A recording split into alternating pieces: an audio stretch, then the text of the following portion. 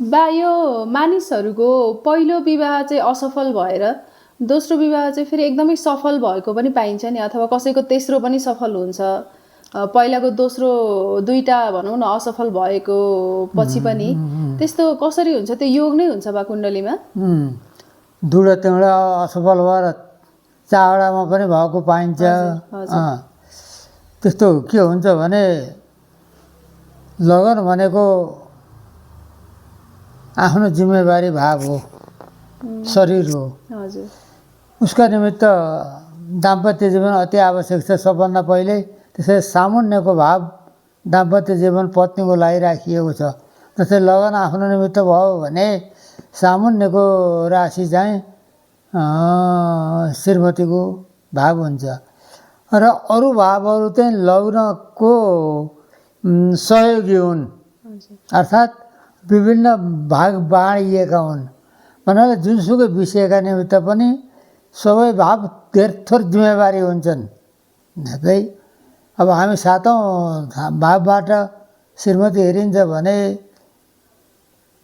अलिकति धेर थोर भाग सबै भागबाट हेरिन्छ। अब जस्तै धनस्थानमा खराब ग्रह पऱ्यो भने नि दाम्पत्य जीवनमा असर हुन्छ। 12औं थानमा बस्यो भने असर हुन्छ। 8औं 6औं थानमा ग्रह बस्यो भने असर हुन्छ। अब सरसर्ती हेर्दाखेरि जब 7औं थानमा दुईटा ग्रह बसे, एउटा राम्रो एउटा नराम्रो, र त्यो नराम्रोको अलिकति बढी बल पुग्यो भने पहिलो घरबार चाहे छोरा मान्छेको होस् चाहे छोरी मान्छेको होस्, पहिलो घरबार बिग्रने अनि दोस्रोबाट राम्रो हुने। अनि कसैको के हुन्छ भने एउटै ग्रह बसेको छ 7औं थानमा तर अलिक खराब ग्रह छ भने त्यसबाट दाम्पत्य जीवन सफल नहुने भयो यदि भने अब आउँछ पत्नी कारक ग्रह शुक्रको अवस्था कस्तो छ। यदि त्यो 7औं थानको अवस्था ठिक छैन, अब शुक्रको अवस्था ठिक छ, केन्द्रमा छ या शुक्र शुभ ग्रहसँग छ, शुक्रदेखि 7औंमा शुभ ग्रह छ भने दोस्रो घरबारबाट राम्रो हुन्छ। त्यस्तै दोस्रो घरबारको लागि के पनि ज्योतिषमा लेखिएको छ भने अब कुण्डलीबाट नै हुन्छ। जस्तै चन्द्रमाबाट नै हुन्छ। चन्द्रमादेखि 7औंमा पाप ग्रह छैन, शुभ ग्रह छ। किनभने हामी लगनदेखि 7औं भनेर हेर्छौँ भने त्यसको सहयोगी कुण्डली राशि कुण्डली नै हो। त्यो चन्द्रमादेखि 7औंमा के छ, हामी कहिले लग्न कुण्डली कसैको पाएन भने चन्द्र कुण्डलीबाट पनि लग्न कुण्डलीकै आधार मानेर हेर्न पर्ने हुन्छ।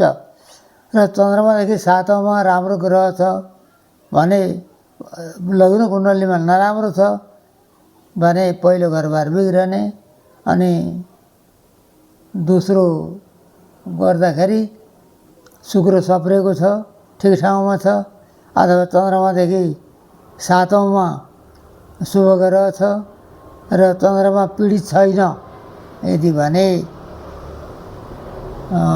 दोस्रो घरबारबाट राम्रो हुन्छ। अनि अर्को कुरो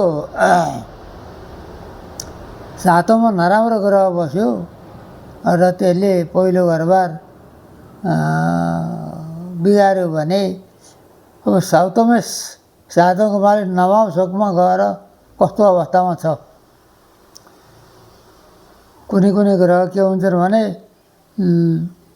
कुण्डलीमा लग्न कुण्डलीमा निचो भएको ग्रह 9औंसम्म गएर उच्च भयो, शुभ ग्रहसित बस्यो भने त्यसले शुभ फल दिन्छ।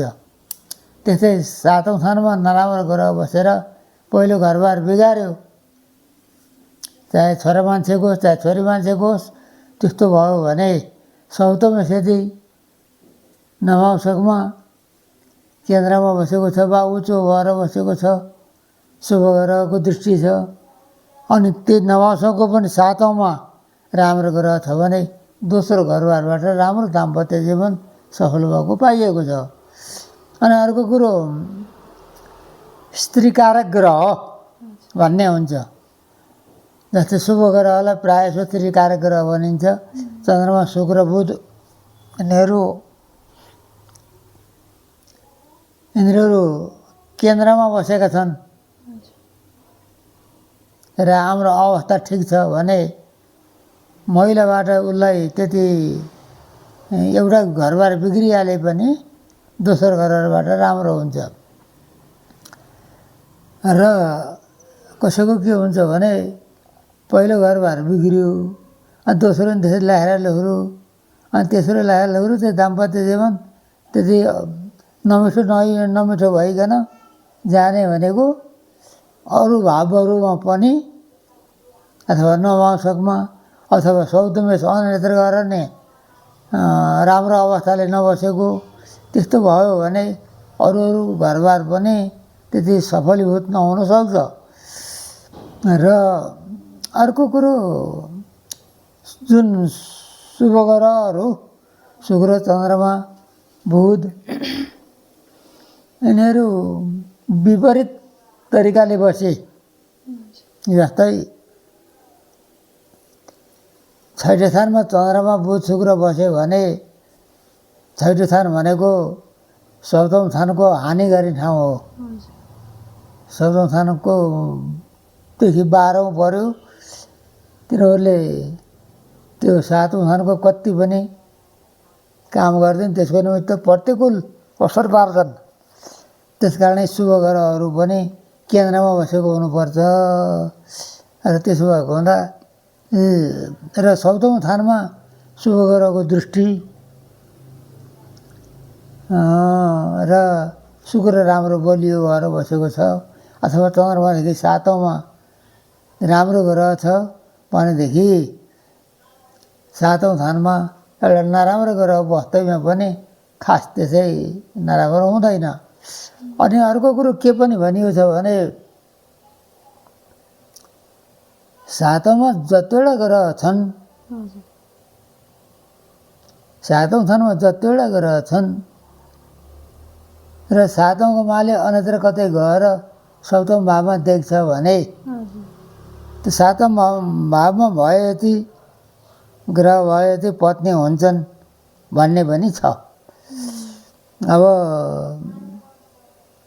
होलान् नहोलान्, तर अब सप्तम भावमा भएका ग्रह जति छन् त्यो त्यति नै पत्नी हुन्छन् भन्ने पनि छ। जस्तै हामी के भन्छौँ भने 7औँमा राम्रा नराम्रा 3-4वटा ग्रह बस्यो भने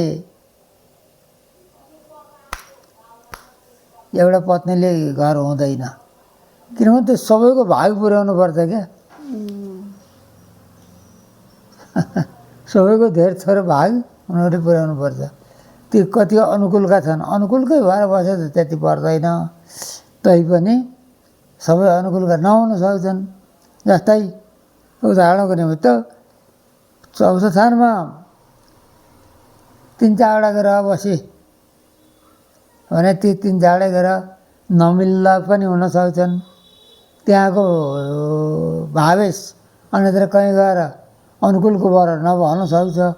त्यस्तो अवस्थामा चौथामा बसेका ग्रहले के गर्छन् भन्दा मान्छेलाई चञ्चलता बढी, घर धेरै ठाउँ सर्ने, जग्गा जिउन हेरफेर गर्छन्। त्यस्तै जस्तो 7औँमा पनि अलिक ग्रह धेरै बस्यो भने र अनुकूलका भएर बसेनन् भने पनि धेरै पत्नी हुन्छन्। त्यस्तो भन्ने छ। अब मैले अस्ति कुण्डली देखाएँ, त्यहाँ छ 7औँमा 7वटा ग्रह छ। 7वटा छ। मेरो कथा नै भयो। अब त यहाँले कथा नभनौँ, अब पुस्तकमा आउँछ। 7 ग्रह 7औँमा हुल, झोली भिरी घर घरै डुल। अब 7वटा ग्रह 7औँ ठाउँमा बस्यो भने उसले 8वटा स्वास्नी ल्याएको रहेछ।